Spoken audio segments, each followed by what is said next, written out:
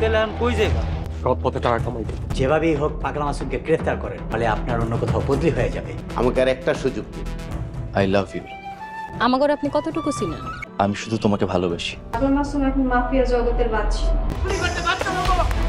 দুপুরে খাওয়া দাওয়া করার পরে খাবারগুলো রয়ে গেছে, ওগুলো তুমি খেয়ে যাও। খাওয়ানগুলো আমি ঘরে নিয়ে যাই। পাগলা মাসুম, পর আমি অমনি নামাবো। উনি জোর করে মানে নিয়ে আসছেন। আপনি বুয়াকে চেনেন নাকি? মাইয়ার কথা, তোমার মতো এমন মা পাওয়া ভাগ্যের ব্যাপার। তুমি দেখো, আমরা খুব তাড়াতাড়ি তোমার স্বপ্ন পূরণ করব। আম্মা, আমরা এখন যাই। আমি গিয়া শুনি কি ভাই জানো? ঘরে চাইল ডাল কিচ্ছু না, মাইয়া দুইটা আমার না খাইয়া আছে। আর শেষ না হতে টাকা চাই। আম্মু, আমি ভার্সিটিতে যাচ্ছি। টাকা লাগবে? ভার্সিটিতে একটা মেয়েকে আমার খুব পছন্দ হয়েছে। পছন্দ হয়েছে, বাসায় নিয়ে আসিস। ভাই আপনার এই অবস্থা কি করে হলো? পাগলা মাসুম, আমরা কি করলি? পাগলা মাসুম কিট্টু ভাইরে ঠিক এভাবে মেরে ফেলাইছিল। এই আমারে কথা দে। ভাই আপনার কথা দিলাম, শিয়ালে শকুনে খাইবো। ভাই ভাই পাগলা মাসুম নাম্বার কোন জায়গায় পাইছস? তুই দেখি নাম্বার লইয়া পড়ে আস। হ্যালো হ্যালো, পাগলা মাসুম কইলো আজকে আমরা সবাই শেষ করে ফেলাই। চল। পাগলা মাসুমকে গ্রেফতার করেছেন? সব রকমের চেষ্টা করে যাচ্ছি। কুখ্যাত রতিকে পাগলা মাসুম মেরে ফেলেছে, লাশ খুঁজে পাওয়া যাচ্ছে না। আমার কাছে সেই খবর এসেছে স্যার। তোর বোনে সাইরা হইতে কইছি। তো ভাই অনেক কষ্ট পাইবো। হায় রে দুনিয়া, লেগে করলো চুরি হেরাই কইছো। কিরে পাগলা মাসুম তো কোথা খুঁজে পাই? ভাই চলেন ল্যাংরাম অফিসের রাস্তায় হামলা করি। তাইলে পাগলা মাসুমকে কেমনে মারবেন? মাসুমের কিন্তু দুইটা সুন্দর বোন আছে। কস এই কথা আগে কবি না বেটা। পাগলা মাসুম আইলে আমরা পাগলা মাসুমরে মারা ফেলামু। ভালো না, এই ওখানে নিয়ে চল। শেষ মুহূর্তের গোলে স্প্যানিশ কোপা ডেল রের সেমিফাইনালে জায়গা করে নিয়েছে রিয়াল মাদ্রিদ। তরুণ তুর্কি গঞ্জালো গার্সিয়ার গোলে লোকাল প্রতিদ্বন্দ্বী লেগানেসকে 3-2 গোলে হারিয়েছে লস ব্লাঙ্কোসরা। বাকি দুটি গোল করেন লুকা মদ্রিচ ও এনরিক। এদিন ম্যাচের 18 মিনিটেই লিড নেয় রিয়াল। এই সময় রদ্রিগোর বাড়িয়ে দেওয়া বল পেয়ে ডান পায়ের শটে জালে জড়ান মদ্রিচ। 25 মিনিটের মাথায় ব্যবধান দ্বিগুণ করেন এনরিক। তবে বিরতিতে যাওয়ার আগে ব্যবধান কমায় লেগানেস। ম্যাচের 39 মিনিটে রিয়ালের জয়াকব রামন বক্সের মধ্যে হ্যান্ডবল করলে পেনাল্টি পায় তারা।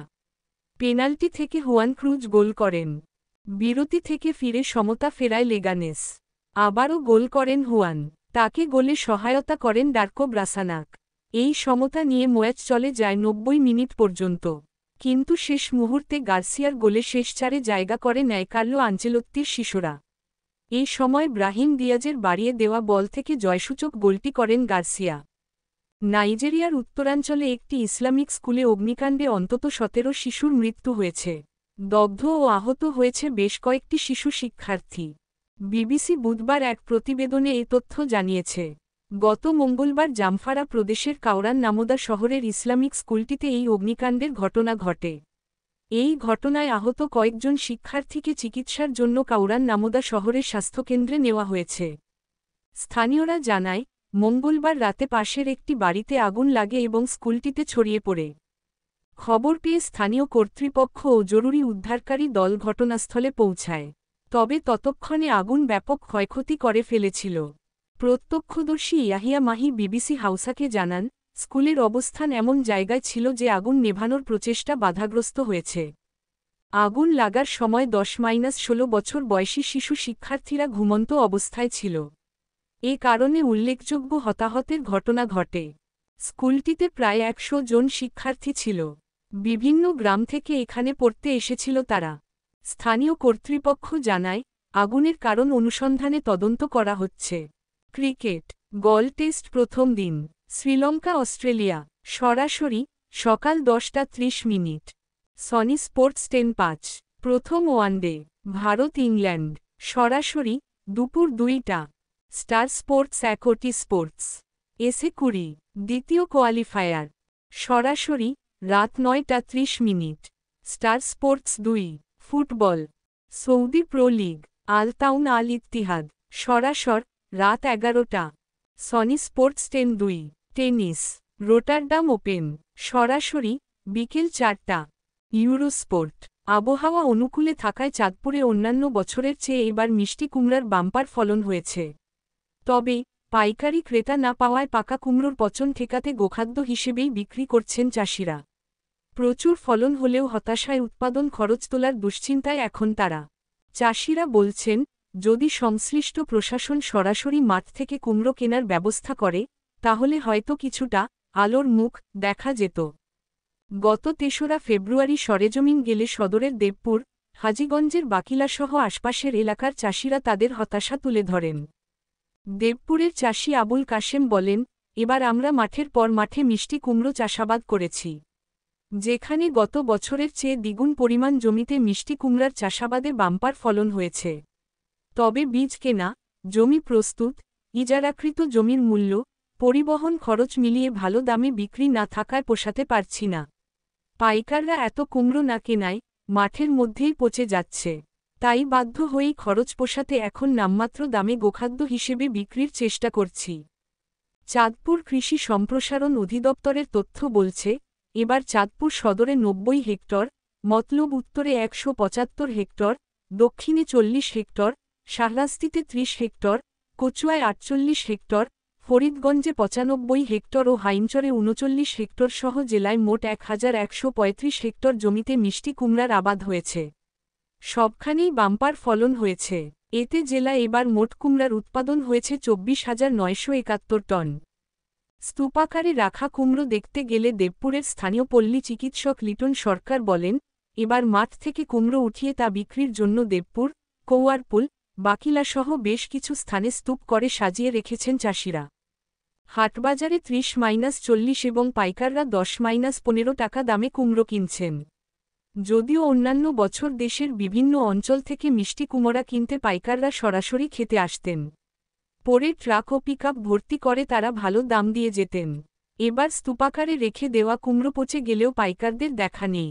তাই কৃষকের এমন নাজেহাল অবস্থা এড়াতে সরাসরি কুমড়ো কিনতে বা পাইকার নিশ্চিত করাসহ আরও সহায়তা নিয়ে প্রশাসন যেন চাষিদের পাশে দাঁড়ায়, এমনটি দাবি করছি। এদিকে কুমড়ো চাষিদের পাইকার না পাওয়ার এমন হতাশার মাঝে গরুর খামারিরা সুযোগের সৎ ব্যবহার করছেন। তারা কম দামে মিষ্টি কুমড়ো কিনে তা গোখাদ্য হিসেবে কাজে লাগাচ্ছেন। এতে করে পুষ্টিসমৃদ্ধ এই কুমড়ো খেয়ে গরু দ্রুত মোটাতাজা হচ্ছে এবং অন্যান্য খরচ কমে গেছে, দাবি খামারির। হাজীগঞ্জ পৌরসভার ৯ নম্বর ওয়ার্ডের আলীগঞ্জের গরুখামারি মোহন মিয়া বলেন, এখন পর্যন্ত ২০০ মন কুমড়া কিনে গরুকে খাইয়েছি। আরও ১০০-২০০ মন নেব। দিনে ২০ কেজি করে ৪টি গরুকে ৮০ কেজি করে প্রথমবারের মতো কুমড়ো খাওয়াচ্ছি। এতে করে কিছুদিনের ব্যবধানে গরুর ওজন বেড়ে যাওয়ায় ভালো দামে বিক্রি করছি। আরও ৪টি বিক্রির উপযুক্ত হচ্ছে।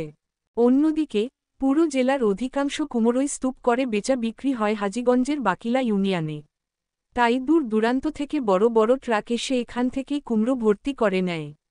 যেহেতু এবার পাইকার কম, তাই পরিবহন খাতে যাতে খরচ কম লাগে, সেদিকে নজর রেখে চাষিদের পাশে থাকার আশ্বাস দিলেন বাকিলার ইউপি চেয়ারম্যান মো. মিজানুর রহমান। তিনি বলেন, যেহেতু সব কুমড়ো বাকিলা বাজার ও এর আশপাশে এনে স্তূপ করে রাখা হচ্ছে, তাই আমি চেষ্টা করব কুমড়ো পরিবহনে যাতে চাষিদের খরচ কম লাগে। আবহাওয়া অনুকূলে থাকায় চাঁদপুরে অন্যান্য বছরের চেয়ে এবার মিষ্টি কুমড়ার বাম্পার ফলন হয়েছে। তবে পাইকারি ক্রেতা না পাওয়ায় পাকা কুমড়োর পচন ঠেকাতে গোখাদ্য হিসেবেই বিক্রি করছেন চাষিরা। প্রচুর ফলন হলেও হতাশায় উৎপাদন খরচ তোলার দুশ্চিন্তায় এখন তারা। চাষিরা বলছেন, যদি সংশ্লিষ্ট প্রশাসন সরাসরি মাঠ থেকে কুমড়ো কেনার ব্যবস্থা করে, তাহলে হয়তো কিছুটা আলোর মুখ দেখা যেত। গত ৩রা ফেব্রুয়ারি সরেজমিন গেলে সদরের দেবপুর, হাজীগঞ্জের বাকিলাসহ আশপাশের এলাকার চাষিরা তাদের হতাশা তুলে ধরেন। দেবপুরের চাষি আবুল কাশেম বলেন, এবার আমরা মাঠের পর মাঠে মিষ্টি কুমড়ো চাষাবাদ করেছি। যেখানে গত বছরের চেয়ে দ্বিগুণ পরিমাণ জমিতে মিষ্টি কুমড়ার চাষাবাদে বাম্পার ফলন হয়েছে। তবে বীজ কেনা, জমি প্রস্তুত, ইজারাকৃত জমির মূল্য, পরিবহন খরচ মিলিয়ে ভালো দামে বিক্রি না থাকায় পোষাতে পারছি না। পাইকাররা এত কুমড়ো না কেনায় মাঠের মধ্যেই পচে যাচ্ছে। তাই বাধ্য হয়েই খরচ পোষাতে এখন নামমাত্র দামে গোখাদ্য হিসেবে বিক্রির চেষ্টা করছি। চাঁদপুর কৃষি সম্প্রসারণ অধিদপ্তরের তথ্য বলছে, এবার চাঁদপুর সদরে ৯০ হেক্টর, মতলব উত্তরে ১৭৫ হেক্টর, দক্ষিণে ৪০ হেক্টর, শাহরাস্তিতে ৩০ হেক্টর, কচুয়ায় ৪৮ হেক্টর, ফরিদগঞ্জে ৯৫ হেক্টর ও হাইমচরে ৩৯ হেক্টর সহ জেলায় মোট ১,১৩৫ হেক্টর জমিতে মিষ্টি কুমড়ার আবাদ হয়েছে। সবখানেই বাম্পার ফলন হয়েছে। এতে জেলা এবার মোট কুমড়ার উৎপাদন হয়েছে ২৪,৯৭১ টন। স্তূপাকারে রাখা কুমড়ো দেখতে গেলে দেবপুরের স্থানীয় পল্লী চিকিৎসক লিটন সরকার বলেন, এবার মাঠ থেকে কুমড়ো উঠিয়ে তা বিক্রির জন্য দেবপুর, কৌয়ারপুল, বাকিলাসহ বেশ কিছু স্থানে স্তূপ করে সাজিয়ে রেখেছেন চাষিরা। হাটবাজারে ৩০-৪০ এবং পাইকাররা ১০-১৫ টাকা দামে কুমড়ো কিনছেন। যদিও অন্যান্য বছর দেশের বিভিন্ন অঞ্চল থেকে মিষ্টি কুমড়া কিনতে পাইকাররা সরাসরি খেতে আসতেন। পরে ট্রাক ও পিকআপ ভর্তি করে তারা ভালো দাম দিয়ে যেতেন। এবার স্তূপাকারে রেখে দেওয়া কুমড়ো পচে গেলেও পাইকারদের দেখা নেই। তাই কৃষকের এমন নাজেহাল অবস্থা এড়াতে সরাসরি কুমড়ো কিনতে বা পাইকার নিশ্চিত করাসহ আরও সহায়তা নিয়ে প্রশাসন যেন চাষিদের পাশে দাঁড়ায়, এমনটি দাবি করছি। এদিকে কুমড়ো চাষিদের পাইকার না পাওয়ার এমন হতাশার মাঝে গরুর খামারিরা সুযোগের সৎ ব্যবহার করছেন। তারা কম দামে মিষ্টি কুমড়ো কিনে তা গোখাদ্য হিসেবে কাজে লাগাচ্ছেন। এতে করে পুষ্টিসমৃদ্ধ এই কুমড়ো খেয়ে গরু দ্রুত মোটাতাজা হচ্ছে এবং অন্যান্য খরচ কমে গেছে, দাবি খামারির। হাজীগঞ্জ পৌরসভার ৯ নম্বর ওয়ার্ডের আলীগঞ্জের গরু খামারি মোহন মিয়া বলেন, এখন পর্যন্ত ২০০ মন কুমড়া কিনে গরুকে খাইয়েছি। আরও ১০০-২০০ মন নেব। দিনে ২০ কেজি করে ৪টি গরুকে ৮০ কেজি করে প্রথমবারের মতো কুমড়ো খাওয়াচ্ছি। এতে করে কিছুদিনের ব্যবধানে গরুর ওজন বেড়ে যাওয়ায় ভালো দামে বিক্রি করছি। আরও ৪টি বিক্রির উপযুক্ত হচ্ছে। অন্যদিকে পুরো জেলার অধিকাংশ কুমড়োই স্তূপ করে বেচা বিক্রি হয় হাজীগঞ্জের বাকিলা ইউনিয়নে। তাই দূর দূরান্ত থেকে বড় বড় ট্রাক এসে এখান থেকেই কুমড়ো ভর্তি করে নেয়। যেহেতু এবার পাইকার কম, তাই পরিবহন খাতে যাতে খরচ কম লাগে, সেদিকে নজর রেখে চাষিদের পাশে থাকার আশ্বাস দিলেন বাকিলার ইউপি চেয়ারম্যান মো. মিজানুর রহমান। তিনি বলেন, যেহেতু সব কুমড়ো বাকিলা বাজার ও এর আশপাশে এনে স্তূপ করে রাখা হচ্ছে, তাই আমি চেষ্টা করব কুমড়ো পরিবহনে যাতে চাষিদের খরচ কম লাগে। ভারতের দক্ষিণী সিনেমার অভিনেত্রী সামান্থা রুথ প্রভু ব্যক্তিগত জীবনে একাধিক সম্পর্কে জড়িয়েছেন। সবকিছু ভুলে অভিনেতা নাগা চৈতন্যর সঙ্গে ঘর বাঁধলেও তা ভেঙে যায়। কয়েক মাস আগে নাগা চৈতন্য ফের বিয়ে করেছেন। প্রাক্তনের বিয়ের খবর থেকেই আলোচনায় সামান্থা। কয়েক দিন আগে জিকিউ ইন্ডিয়াকে সাক্ষাৎকার দেন সামান্থা রুথ প্রভু। এ আলাপচারিতায় প্রাক্তনদের প্রতি তার অনুভূতি সম্পর্কে জিজ্ঞাসা করা হয়। জবাবে সামান্থা বলেন, আমি আমার জীবনে এত বেশি সময় পার করেছি যে এটা নিয়ে আর ভাবতে পারছি না। প্রাক্তন প্রেমিকদের নিয়ে আপনার মনে আনন্দ, তিক্ততা বা ঈর্ষার কোনো চিহ্ন আছে কিনা? জবাবে সামান্থা রুথ প্রভু বলেন, ওহ না, আমি যে বিষয়টি থেকে নিজেকে সম্পূর্ণরূপে বিচ্ছিন্ন করি তা হল ঈর্ষা। আমি এটিকে আমার জীবনের মূল হতে দিতে রাজি নই। আমি মনে করি ঈর্ষা সমস্ত খারাপের মূল।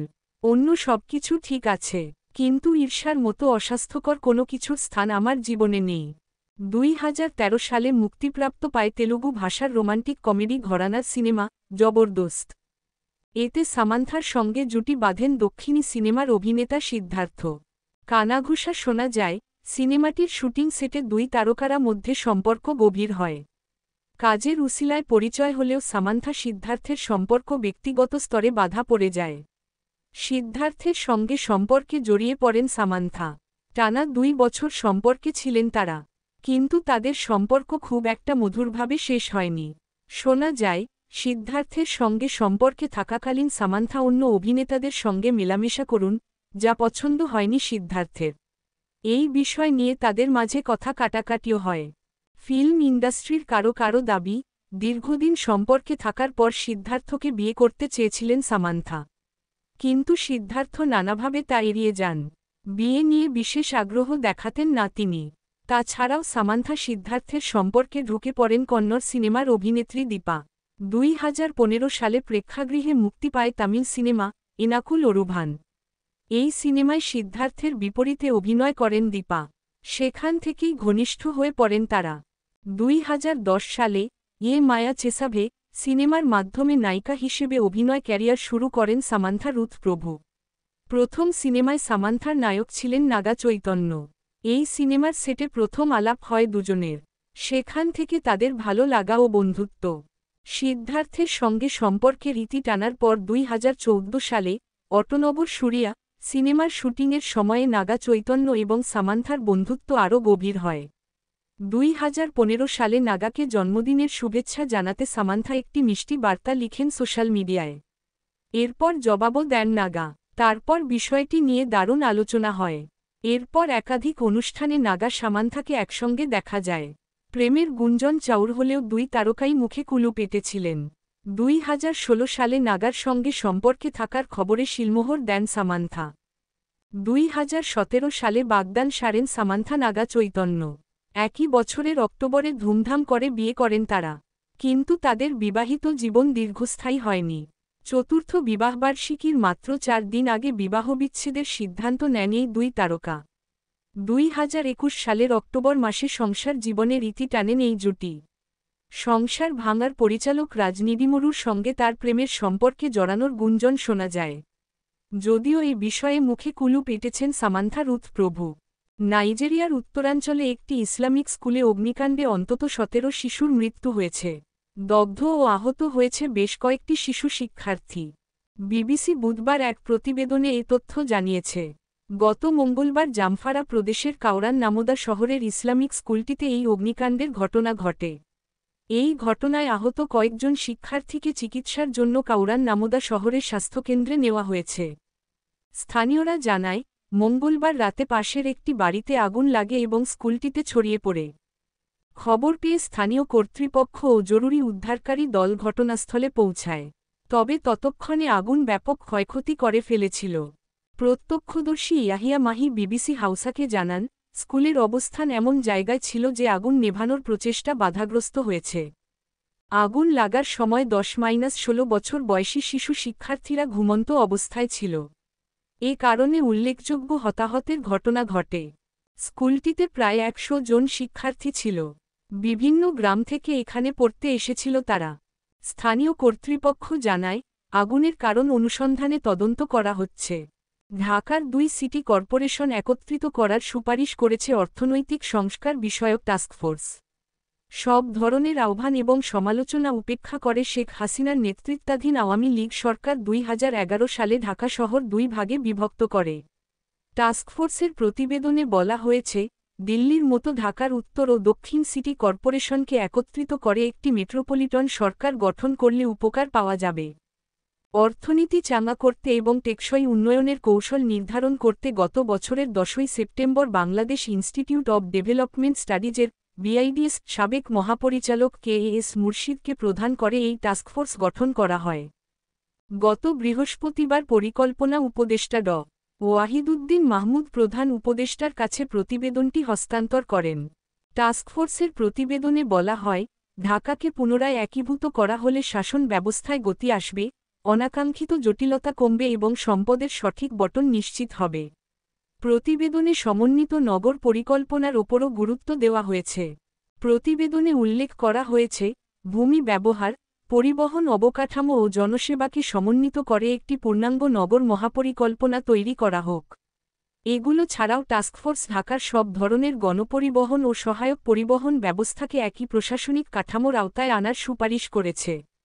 প্রস্তাবিত সমন্বিত গণপরিবহন ইউনিটের অধীনে bus route franchise, BRF tram, বাস rapid transit BRT, light rail transit LRT, monorail, শহরতলির যাত্রীবাহী ট্রেন, মেট্রো রেল MRT এবং রাইডশেয়ার পরিষেবাগুলো থাকবে। প্রতিবেদনে বলা হয়েছে, এই ইউনিটটি মেয়রের কার্যালয় অথবা একটি নির্দিষ্ট স্থানীয় সরকারি সংস্থার তত্ত্বাবধানে পরিচালিত হলে বিভিন্ন গণপরিবহন ব্যবস্থার মধ্যে সমন্বয় নিশ্চিত করা সম্ভব হবে। এছাড়া, এসব সংস্কার বাস্তবায়নে রাজনৈতিক সদিচ্ছা, কার্যকর নেতৃত্ব ও সংশ্লিষ্ট সব পক্ষের ধারাবাহিক প্রচেষ্টা প্রয়োজন বলে প্রতিবেদনে উল্লেখ করা হয়েছে।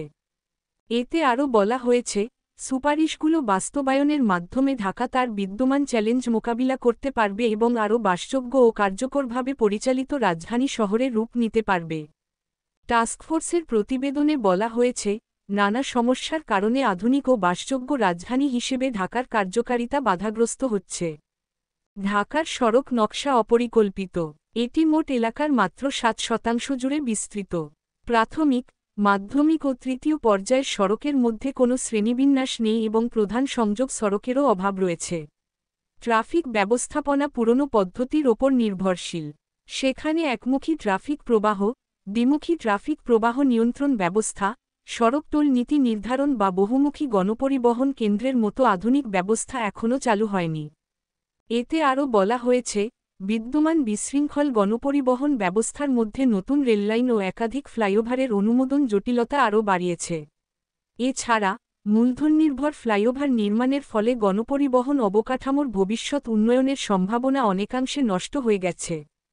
প্রতিবেদন অনুযায়ী, হাসপাতাল, অফিস ও শিক্ষা প্রতিষ্ঠানে সহজ প্রবেশাধিকার এখনও নিশ্চিত হয়নি।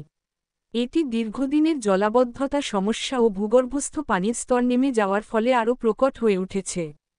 ঢাকায় যানবাহনের গতি বছরের পর বছর নাটকীয়ভাবে কমছে উল্লেখ করে প্রতিবেদনে বলা হয়েছে, ১৯৯৭ সালে ডিউটিপি গবেষণায় গড় গতি ছিল ২৫ কিলোমিটার ঘণ্টা, যা ২০০৫ সালে এসটিপি গবেষণায় ১৫ কিলোমিটার ঘণ্টায় নেমে আসে।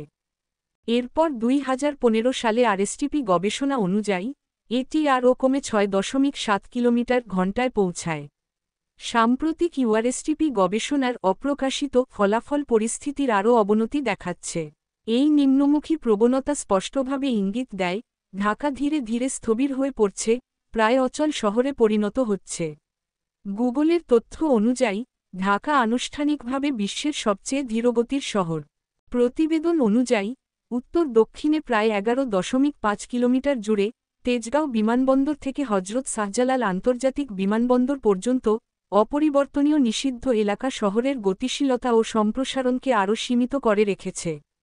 এছাড়া, প্রতিবেশী দেশগুলো যেখানে তাদের ক্রমবর্ধমান নগরায়ন ও অর্থনৈতিক চাহিদা পূরণে কৌশলগতভাবে একাধিক বিমানবন্দর ও রানওয়ে গড়ে তুলেছে, সেখানে ঢাকা এখনও মাত্র একটি বিমানবন্দর ও একটি রানওয়ের ওপর নির্ভরশীল।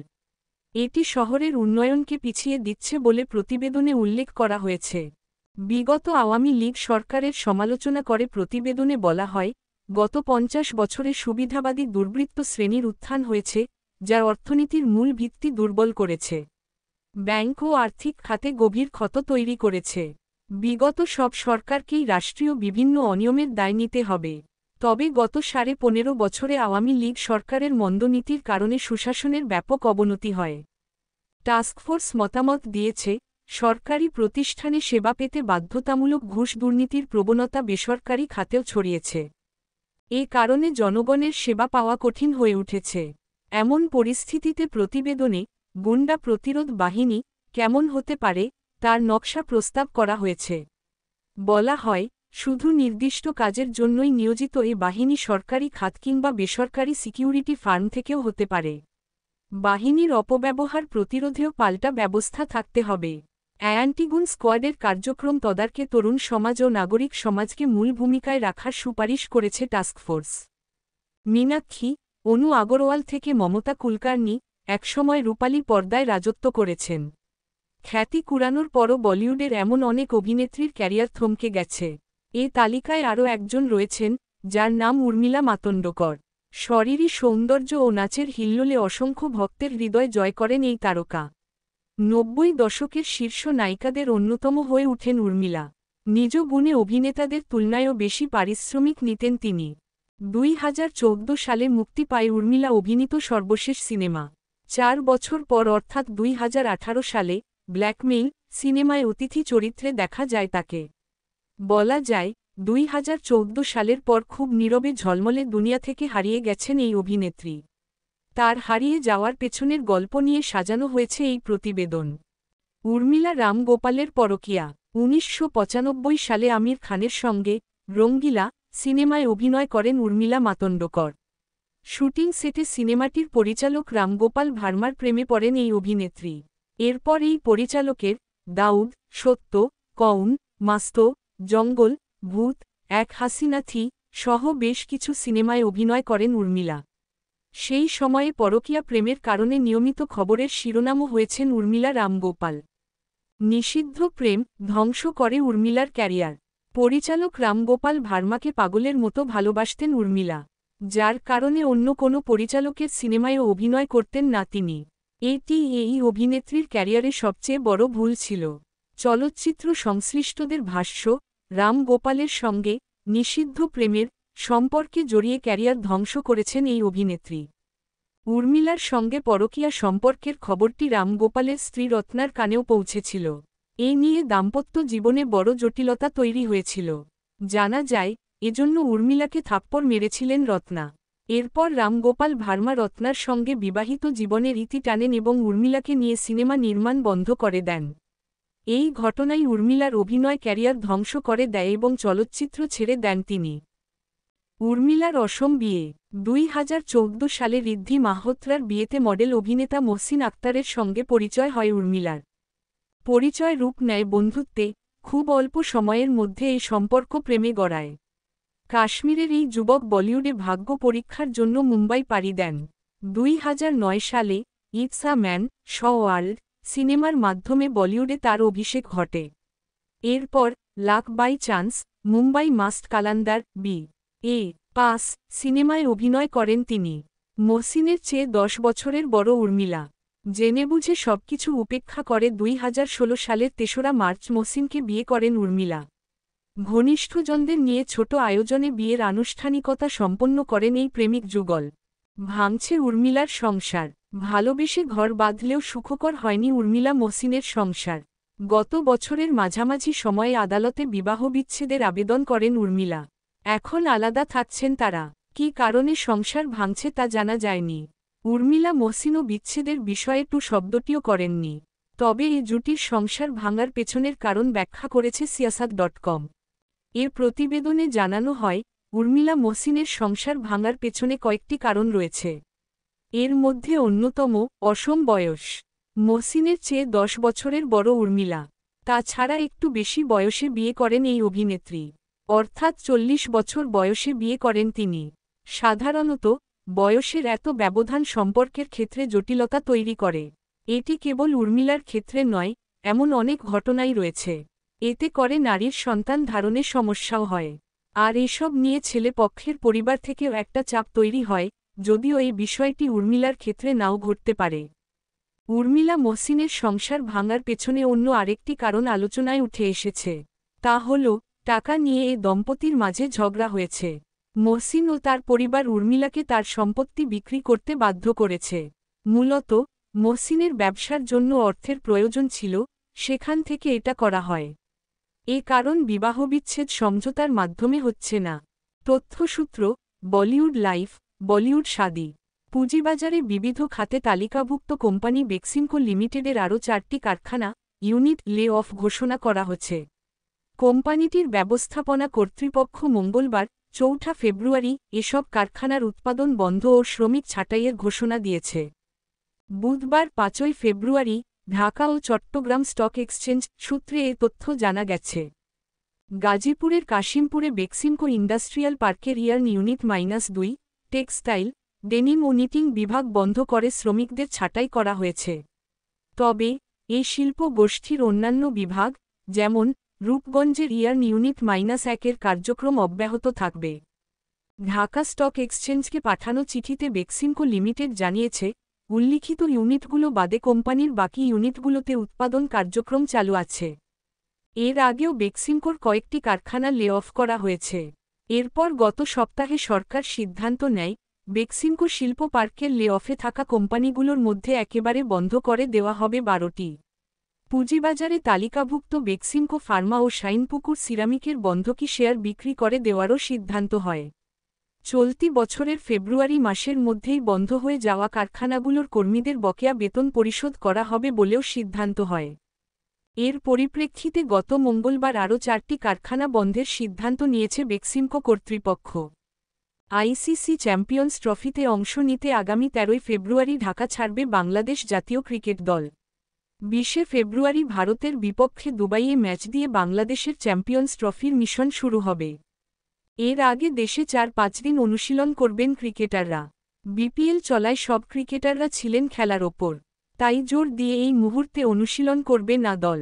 তবে ক্রিকেটারদের প্রস্তুতির সুযোগ করে দিতে পাকিস্তান দলের বিপক্ষে একটি প্রস্তুতি ম্যাচের আয়োজন করছে বিসিবি। 14 ফেব্রুয়ারি দল দুবাই পৌঁছবে। পরের দিন দুবাইতেই বাংলাদেশ ও পাকিস্তান দল একটি প্রস্তুতি ম্যাচ খেলবে।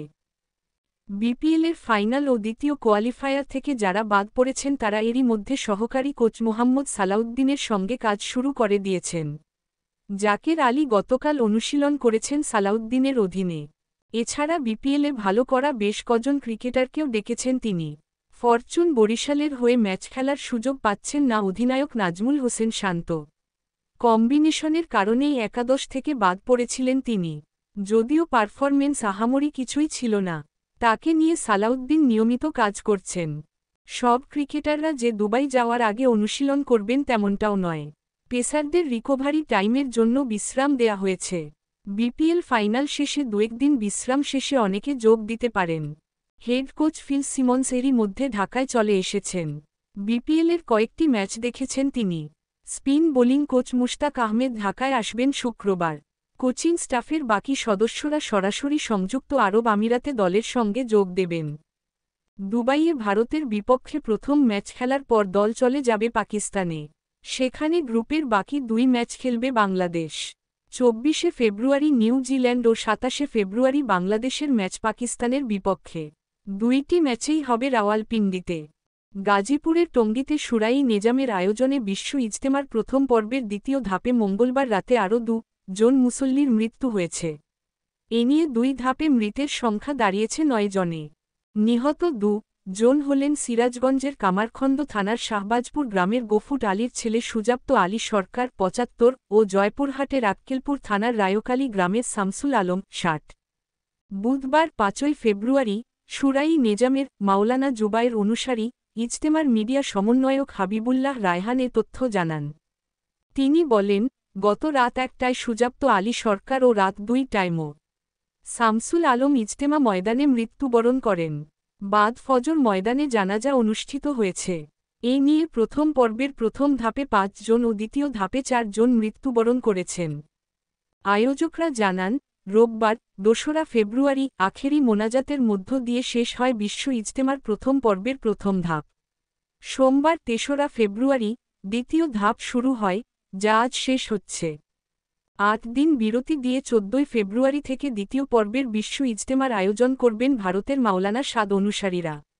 16ই ফেব্রুয়ারি আখেরি মোনাজাতের মধ্য দিয়ে শেষ হবে 2025 সালের বিশ্ব ইজতেমা।